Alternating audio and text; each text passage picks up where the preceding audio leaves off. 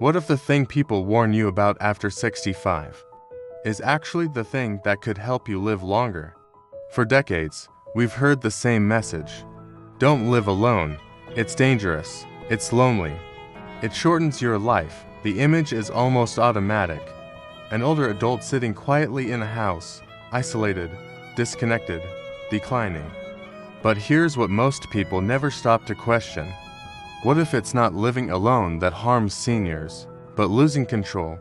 And what if, for millions of Americans over 70, living alone is not a red flag, but a turning point? According to the U.S. Census Bureau, nearly 28% of adults over 65 live alone. For women over 75, that number climbs past 40%. That's not a fringe group. That's tens of millions of people. If living alone were automatically dangerous, we would see a straight line of worse outcomes across the board. We don't. Instead, we see something more complex and more interesting. Let's rewind. The origins of this issue start in early adulthood. In your 20s and 30s, independence is celebrated. Moving out is a milestone. Living on your own is proof you've made it. Autonomy builds confidence. Confidence builds competence. Psychologists have studied this for decades.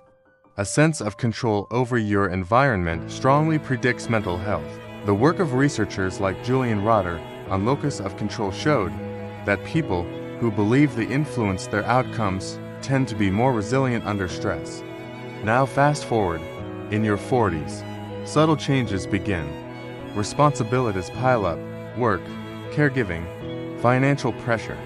Many people start sacrificing autonomy for stability. You stay in routines. You adapt to others.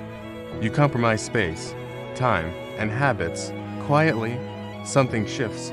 You stop choosing your environment. You react to it.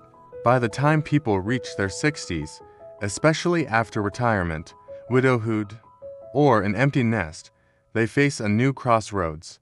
Move in with family, downsize into shared housing, stay alone.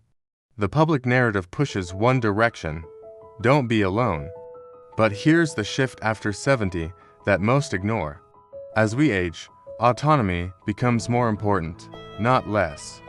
Research published in the journals of gerontology has shown that perceived control in older adults is linked to lower mortality risk in large longitudinal studies. Seniors who reported higher personal control had better cognitive outcomes and fewer depressive symptoms. Living alone, when chosen, often strengthens that sense of control. Now let's talk about the breaking point where this becomes visible. It usually shows up after a major life change. A spouse passes, adult children move away, health shifts. Suddenly, there's a decision to make. Many seniors are told the safest move is to give up independence immediately. Move in, combine households, avoid risk. But here's what often happens next. Loss of daily structure, reduced physical activity, less decision-making, more passive time. Over months and years, that reduction in agency can accelerate decline. In contrast, seniors who continue managing their own homes often maintain higher activity levels: cooking, cleaning, scheduling appointments, handling finances. These are not chores, they are cognitive workouts. According to data from the National Health and Aging Trends Study, older adults who regularly perform instrumental activities of daily living independently have significantly slower rates of functional decline.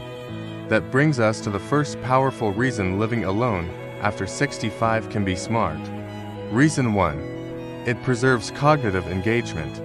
Every choice you make, from what to eat to when to leave the house, stimulates executive function. Remove too many decisions, and the brain adapts downward. Reason 2. It increases physical movement. When you live alone, you move more. You get up to answer the door. You walk to the kitchen. You manage your own laundry. These small movements add up. The CDC reports that regular daily activity, even light intensity, reduces risk of cardiovascular disease and diabetes in older adults. Reason 3. It protects financial clarity. Here's a twist most people never hear. When seniors combine households under stress, Financial confusion often increases. Shared expenses, blurred boundaries, dependency dynamics. Living alone forces clear budgeting. Clarity reduces financial exploitation risk, which affects millions of older Americans each year. Reason 4. It strengthens emotional resilience. Solitude is not the same as loneliness.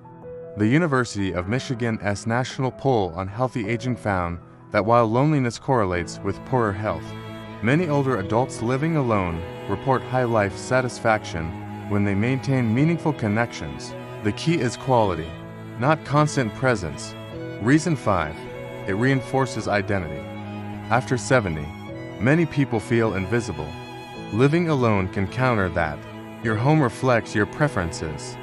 Your schedule reflects your values. That daily reinforcement of identity matters psychologically. Reason 6. It builds adaptive confidence. When you solve small problems alone, you build trust in yourself. Fixing a minor plumbing issue.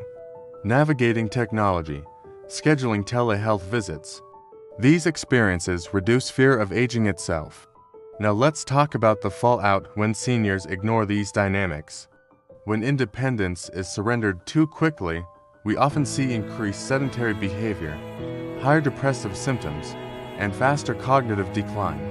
The cost isn't just health, it's money.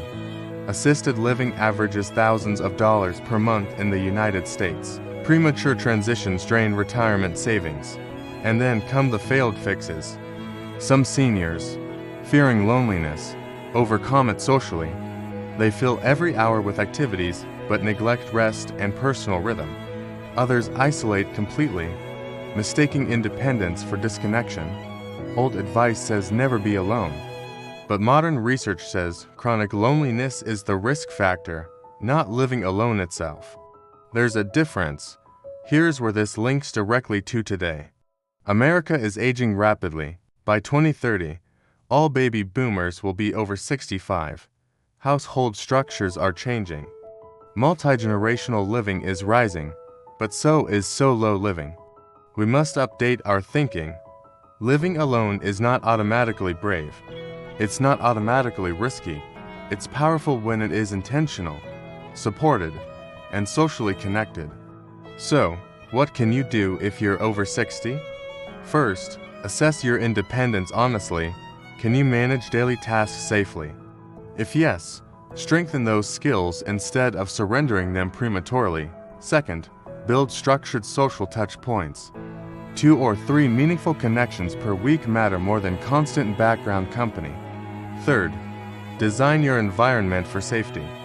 Install grab bars, improve lighting, use technology for check-ins. Independence works best when paired with smart safeguards. Here's the clear warning. If living alone leads to prolonged isolation, missed medications, poor nutrition, or delayed medical care, that's not independence, that's risk. Monitor patterns closely, and here's the open thought I want you to consider. What if the next phase of aging in America isn't about moving in, but leveling up how we live alone? If this challenged what you believed, press like so other seniors see it. Share it with someone debating their next move. Drop a comment and tell me, do you live alone, and how has it shaped you? In the next video, we're going deeper into the hidden habits that separate thriving seniors from those who struggle quietly. If you want that next chapter, subscribe now. The way you choose to live after 65 may shape not just your years, but the quality of every single one.